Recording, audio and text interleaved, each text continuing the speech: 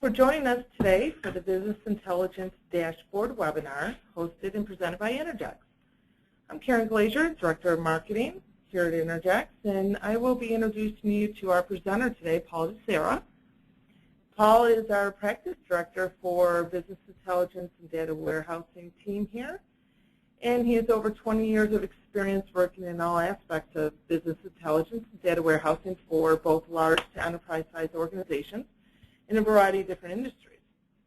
Today, Paul will be discussing how applying an agile software development methodology to business intelligence, specifically dashboard development, in combination with rapid prototyping is a key step to ensuring the BI solution is delivered quickly and, of course, meets business expectations right out of the gate.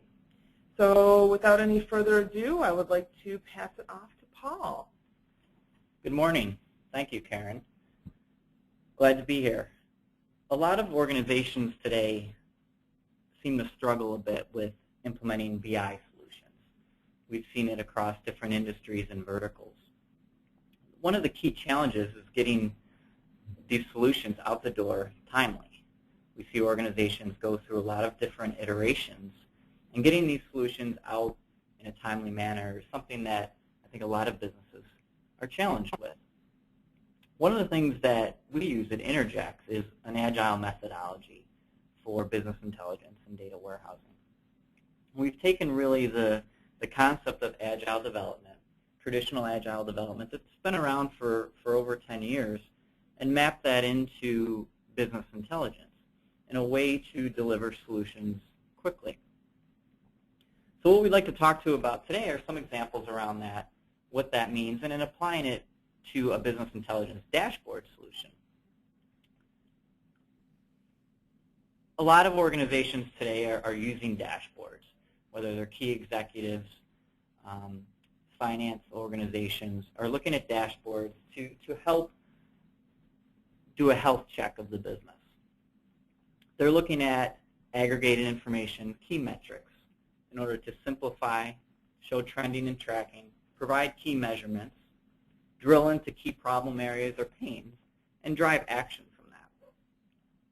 We actually have out on our website, Mike Egan has a Leader's View article on more detail around dashboarding and some best practices on developing dashboards for businesses. He actually does a unique correlation between the automotive industry and the dashboard on your car and building a dashboard in your organization. He talks a lot about keeping the dashboard simple, making sure that the design is palatable and contains the right information, visually pinpoints and shows thresholds for those metrics that you're looking at, and mirrors those key performance indicators that your organization is driving to. And then what's the action? What's the why? What are the decisions that are made after that? So check that out if you're looking for some more detail on dashboard development. But today we'll focus a little bit more on agile methodology and how that applies to building out dashboards or other business intelligence solutions. What's the challenge? Really a challenge across BI projects in general is getting the right people in the room. It's finding those key subject matter experts that you need to talk to that may cross a lot of different subject areas within your organization. Specifically a dashboard, in many cases you're pulling in information across these different areas. So you may have to talk to people from finance, you may have to pull in people from operations, you may have to pull in the sales and marketing group. If you're looking at a dashboard that's going to show pipeline versus financial versus some of your operation metrics. So getting all those people in the room together to collaborate on this solution is a challenge.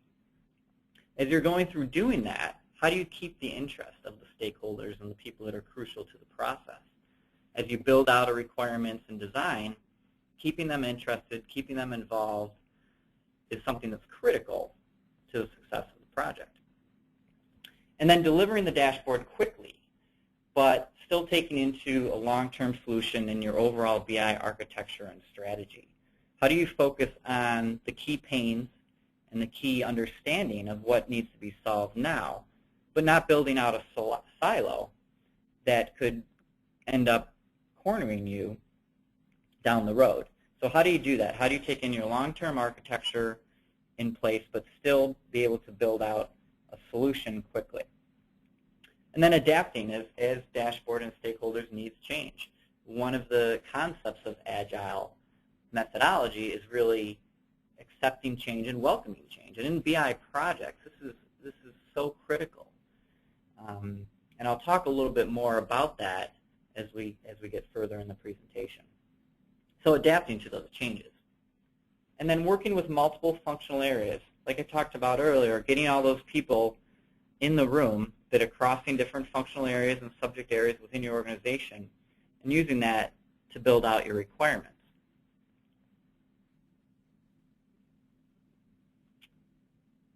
We've termed something our Agile Dashboard SDLC, or Agile BI Development. And what we really do in this case is we look at building out a solution in 4 to 7 weeks.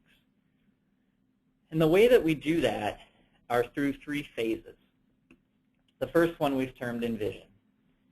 And this actually follows the Microsoft framework. So we've really mapped in some of the Microsoft framework SDLC, Agile software development, and some of our own concepts to build out these types of solutions sooner rather than later. In envisioning, we really identify the high-level dashboard scope. So we have those initial meetings with the sponsors, IT and business sponsors, and we look to understand what metrics can we deliver. We look to understand those key pains. We look to understand the decisions that need to be made when they're looking at a dashboard or BI solution. And we gain buy-in as well as to the duration of the project. And it's really all about prioritization. It's really all about identifying that scope so that we can deliver within a 7-week time frame. Out of this initial phase is actually a vision scope document that's used to drive the remainder of the project. And planning is where we really take on more of an agile concept. We're looking at prototyping and collaborative development, and I'll get into some examples of that later in the presentation and as we demo some of the prototyping tools that we use. But it's about dynamic interaction, and it's not about building out necessarily requirements document. It's about the interaction. It's about general brainstorming sessions to really get the juices flowing as you're working with different areas of the business to build out the solution. While that's going on, we're doing reality checkpoints to the data analysis. So we work with IT and the different areas to understand, okay, what, based on our meetings with the business and our collaboration, what can we really do from a data standpoint? What can we pull in? What data governance do we have? What data anomalies or data gaps do we have? And how do we map that in to the solution or decide to put it on hold? This is typically 2 to 4 weeks, and again, is all about collaboration, checkpoint meetings, daily meetings, and prototyping. The final phase is around deployment. Since we've done a very collaborative job on building out prototypes, deployment is building the solution in your BI environment, performing a pilot release, and implementing the dashboard or BI solution. And this is typically 1 to 2 weeks. So how is this agile? The first phase is about prioritization and defining quickly and identifying that scope and getting the right sponsorship. And it becomes really agile in our prototyping phase, where we're actually interacting more with the business than you normally would building out a traditional SDLC or IT project. We're prototyping, we're coming back daily and showing them progress, brainstorming sessions, and really collaborating on ideas. We're doing in multiple work releases. In some scrums may be referred to as sprints. So we're doing multiple work releases in shorter amounts of time. We're still using fixed duration work cycles. So we are still managing to scope, we're still using a plan, and we're still marching to a timeline, but we're accepting these changes and doing them in shorter work cycles. And as well as I mentioned before, we're doing daily meetings and checkpoints to make sure that everyone is on the same page.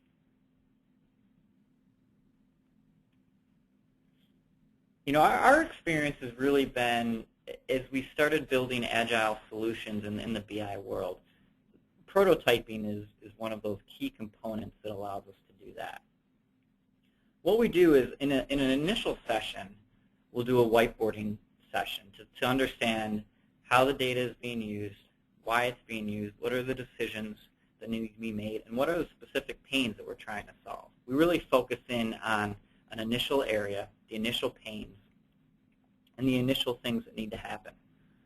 The prototyping allows us to get collaboration and get people to really start thinking about it as they start seeing the solution, they start understanding what data is available. It gets them thinking about the decisions that they maybe didn't think about before. It gives them ideas. We use a tool to facilitate this, and I'll talk about that more in our demo. And again, it gets those interactive juices flowing. Here's some screenshots, and I'll give a demo in a little bit of some of these prototypes that we use. Typically, we really prototype even outside your enterprise BI tool. It allows us to do it quickly. It allows us to come back iteratively each day, showing progress, and even in some cases showing development on the fly. Inergex has really worked across a variety of public areas or a variety of verticals. We've looked at the public sector and built out dashboards for the city around crime, fire, and public safety. We've worked in the retail and life sciences area around sales, forecasting, marketing, financial and pipeline metrics. Healthcare in the payer and provider space around patient analysis, member satisfaction, member risk metrics. And in manufacturing around product line operations, regional management, as well as customer service and complaint management. So we've done this in a variety of areas, and typically that first release is in weeks. And that's a big key, is being able to get something out the door sooner rather than later. I bring up this slide to show a little bit about drill through. In many cases, understanding the decisions that are going to be made from a top-line dashboard, where they're going to next as they start to ask those questions.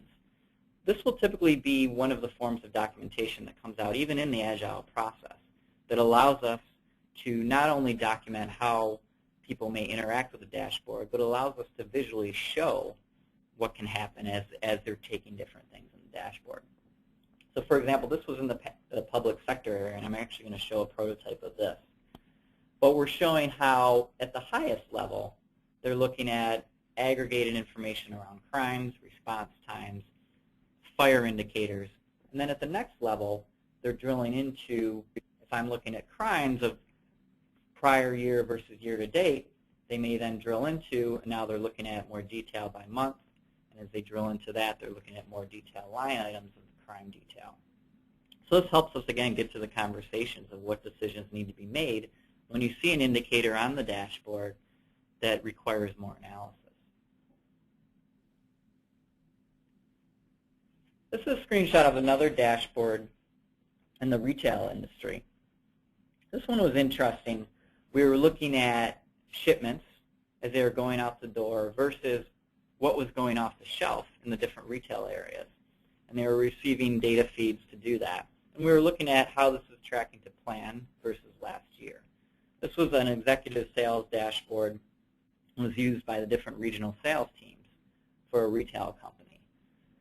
One of the other things that they looked at on this dashboard are how brand performance. So how were their different brands performing to plan versus last year, and are there indicators that are telling us that we have an issue? And they were looking at this from a variety of different angles. They were looking at it from the brands, from their distributors, as well as the different accounts that they were going after. And this gave them a good snapshot of not only monthly comparison, but their cumulative comparisons over time. In the life science area, this is one that we actually built out. I believe this was done in Cognos. Has some geospatial analytics in it. And I'm going to demo the prototype that we used to build out this solution as well. And you'll see the similarity in, this was the final solution, or somewhat final solution. You'll see the similarity in what we have in the prototype. So I'll get into more of that as we look at the prototype and what they were looking at. Healthcare, I believe this solution was built out in the Microsoft BI product suite. This was looking at patient analysis around outpatient and looking at type of service information and trying to identify risk areas. In the manufacturing area, this was a manufacturing revenue and sales analysis dashboard, as well as looking at margin comparisons over time, looking at the different market segments and trying to understand where the margin areas are and where the regional information needs to be tweaked. They were looking at all as well as revenue over time, comparing that to margin and seeing if there were different areas that they could change. In another organization, we looked at customer service, looking at warranty status, seeing if there were proactive ways that they could reach out to customers as they were beginning to get in warranty or out of warranty, trying to understand if they could make proactive decisions based on those warranties. As well as they were looking at operations and manufacturing defects across the different lines, trying to understand if there were problem areas to focus on and how that mapped to the complaints that were coming in on the customer service desk. What I'd like to show now is one of the ways that we take Agile and use a prototyping tool to build out this collaboration and build out prototypes. So here's an example. This is just in Excel. So typically what will happen is in our first meeting, as we're building out how the solution is going to work, we'll do this in a whiteboarding session. Try and get ideas down, trying to understand the key metrics, what questions, what decisions are being made. And then we'll come back in the next meeting with something that looks like this. This, again, is built out in Excel, and it's a strategic sales dashboard. One of the things that are unique about this is we've built in an interactivity into the dashboard. So I just changed our time period, and you can see how our metrics change, and this is how the person or individual or executive would interact with the dashboard. We've also built out some areas that explain in more detail what those specific areas of the dashboard are going to mean.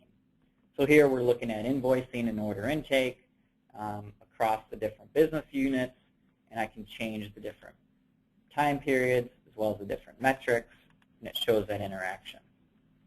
We've also incorporated drill through into this as we're building out the prototype. So as you drill into a specific area, the decision that's made now, I'm looking at a specific business segment, I'm trying to understand what reps are represented in what city, how are we doing from a unit and dollar standpoint, what's our difference between what we did last year. And again, I can interact with that report at that level as well. This is all fake but business sensible data, I'll say. So when we work with an organization, we may build out some realistic dimensions and attribute information that are specific to that organization. All the metrics are typically made up. We're trying to take the data component out of play at this time as we build out the requirements and try and understand what are the key problems that we're trying to solve with the solution. But again, in order to help generate some of that interactivity, generate the ideas, we will use real dimensional information as we build out this prototype.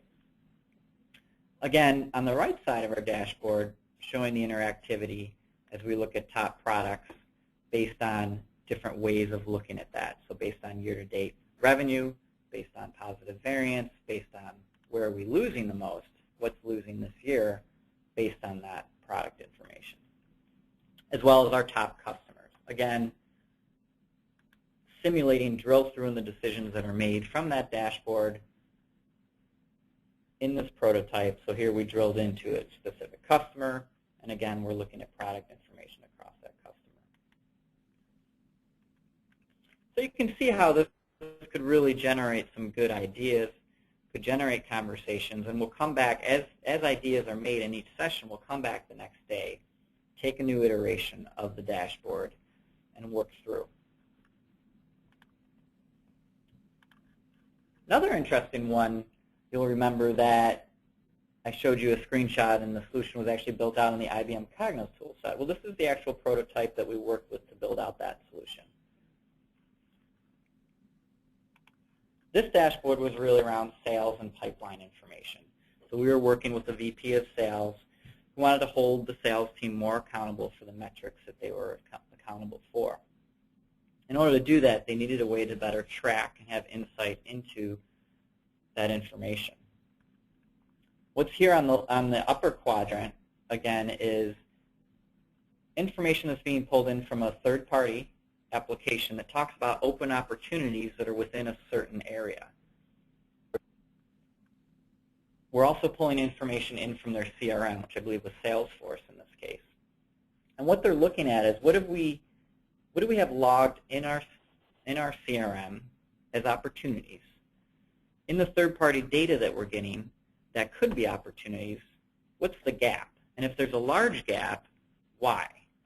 Are we not logging the information in CRM? Are we missing opportunities that we should be bidding on? And they were starting to look at that over time to understand how they can get more opportunities that would generate more revenue. On the right-hand side, they were really looking at what bids do we have, where are our active opportunities, and they did something unique in this case for a forecast success factor. In order to help with their forecasting, they're trying to find a better way of just looking at, I'll say, taking an intuitive guess on what their forecast should be for the month, year, and then changing that forecast. They were trying to look at it from a data perspective and a metric perspective. And what we ended up building out, and this came out in one of our collaborative sessions, was we built something called the success factor that looked at history, looked at our win-loss ratio, looked at where were we winning, where were we losing, and it built out a success factor across those different businesses and products. And then we used that to better predict what was in the pipeline and better predict what the actual forecast amount would be based on the historical win-loss ratios. A neat way of taking a data perspective and using it to come up with a better forecast. And then they were also looking at top opportunities. And then in the map here, they were again looking at the third-party data that was coming in. They were looking at what was in CRM, what's the gap, and are there regional issues.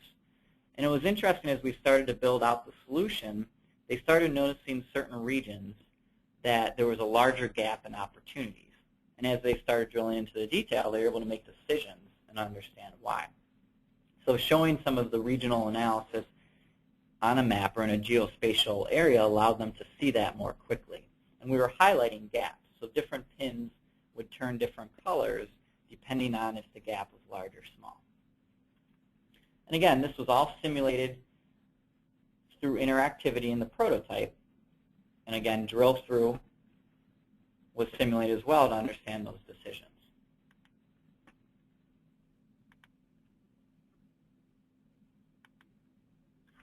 The final prototype that I wanted to show today is around public safety. So this was a dashboard, I mentioned it earlier, that we did for a city. And they were looking to better manage response times around public safety, so police and fire. So we were pulling in information from the 911 system, the 911 call system, their fire response systems. And they were trying to look at, in the top, they're looking at different crime rates over time, what crimes are increasing or decreasing. And in the bottom, we're looking at more fire metrics around response times, types of fires, structural fires. And it was really meant to understand areas where they can improve, better response times, as well as correlate on certain areas to understand if there's improvements that they can make. Again, simulating the drill through here, as we click on different areas, we can start to see more of the detail. So we're looking at different types of calls. And they were really tracking this on a weekly basis to really try and understand, are there peaks and valleys, and where can they make improvements? So as we drill into each piece of the detail, again, we simulated the different areas. And as well in the response times and fire areas, now we can look at different incidents by different regions, and again, drilling down into the detail.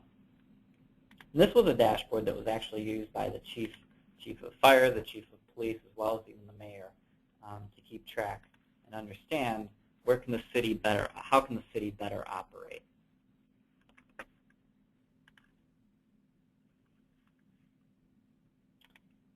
As I mentioned, all these solutions that we built out were done in a matter of weeks. We used an agile process, this prototyping method, and allowed us to do it more quickly and generate, I think, better solutions than we would have if we hadn't used this type of process.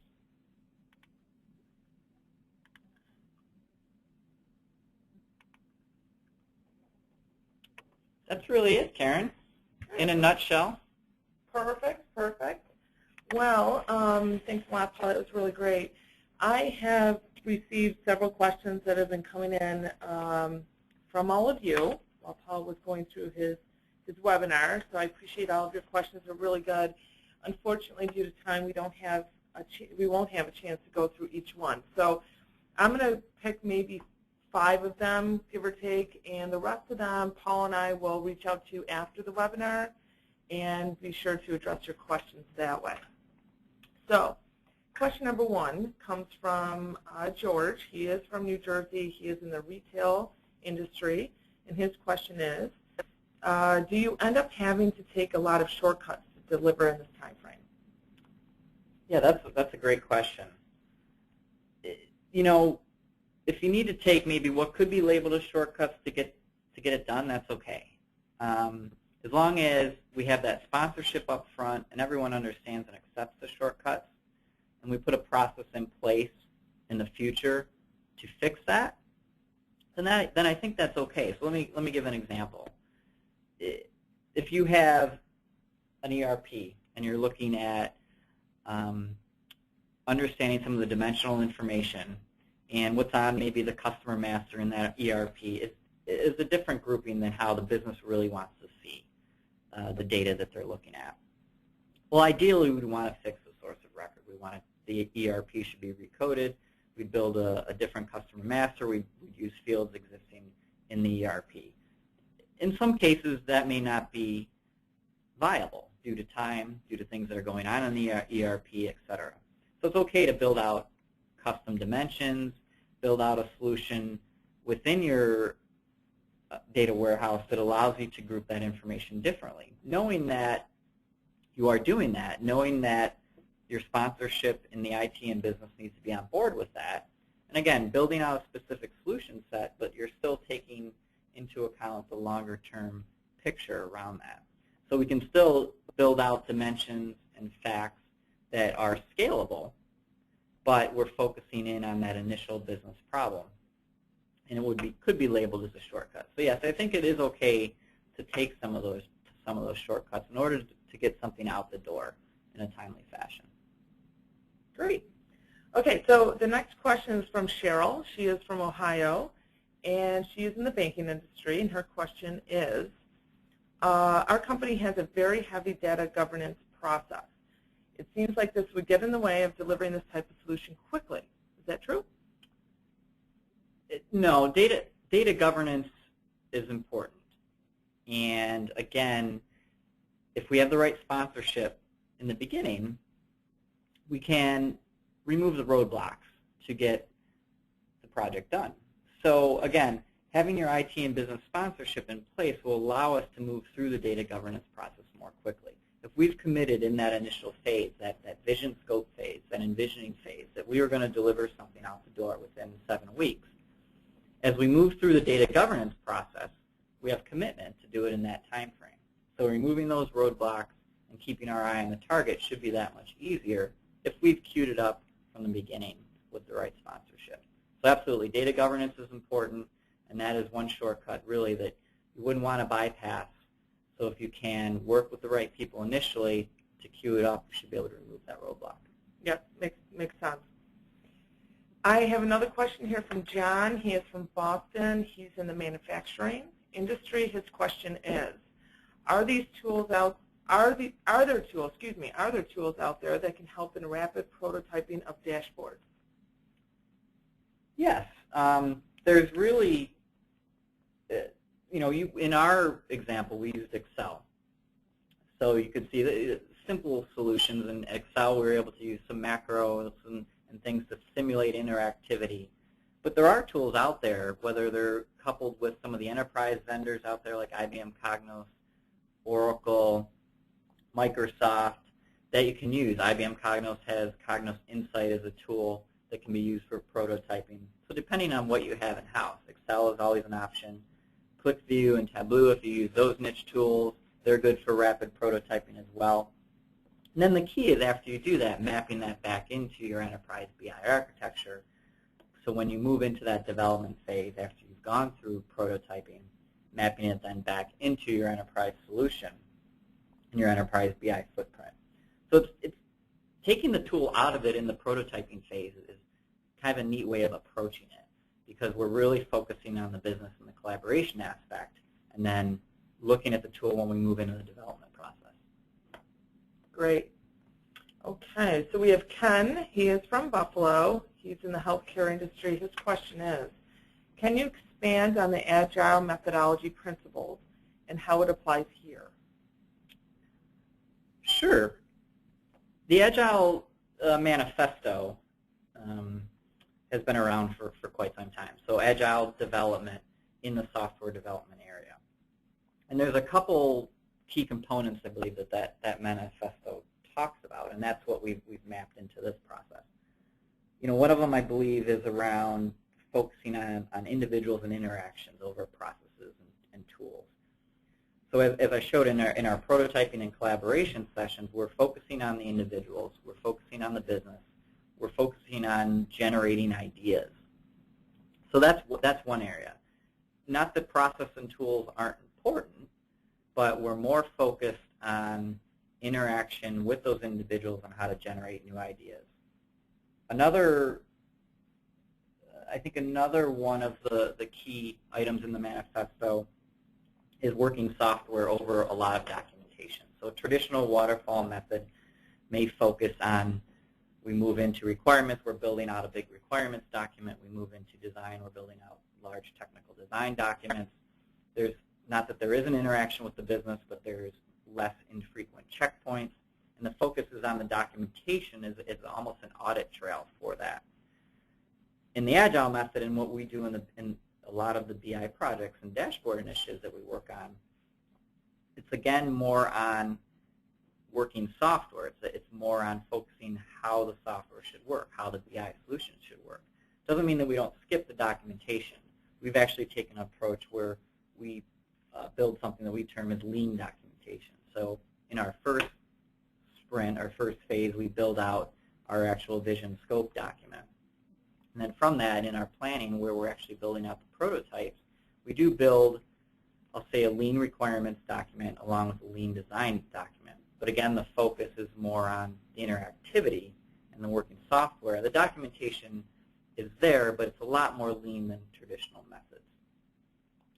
Also, working on, I believe, one of the other areas in the manifesto is responding to change over following a plan. BI projects have really a unique life cycle as opposed to traditional software projects. In many cases, your business users may not completely understand or realize the type of BI solution that they need or that can help them until they start interacting with some of the data, start seeing some of the capabilities, and start understanding more the corporate data and information that is available to them. So that's so critical in a BI project, being able to respond to change, being able to accept and willingness and understand that change is going to happen, and having a process in place to do that over following a typical project plan. So BI projects, changes are expected and should be welcomed, and by using the prototyping method, those changes typically come up earlier, and we're able to adjust those. And again, keeping our eye on the end target for the time frame, we're able to manage the scope as we go throughout that phase. So, in Agile BI, there's still a plan, but the plan is shorter, it's more manageable, and it's jointly reviewed with IT and the business in another lean change control process. Great. Okay, so this is our last question for today, and again, I will make sure Paul gets everyone else's questions that we weren't able to get to and he will respond directly with each of you. So this last question is from Suzanne. She is from Boston, and again, she is in the manufacturing industry. Her question is, what are some of the challenges that could occur when using the Agile process? I think one of the large challenges is when you set that time frame, understanding what can really be done in that short amount of time. So let's say we've set a 7-week time frame to get an initial phase of the dashboard out. There may be a gap in what your business users see as what can be done in that amount of time and what maybe can really be done in that amount of time. You know, typically we can get to 80% of the final solution in that amount of time. But the business has been working with the data, they understand the data, but they may not realize some of the things that need to happen in order to get a dashboard out the door, a BI solution out the door to them. So having a role on your project team that can bridge BI, IT, and the business is critical, I think.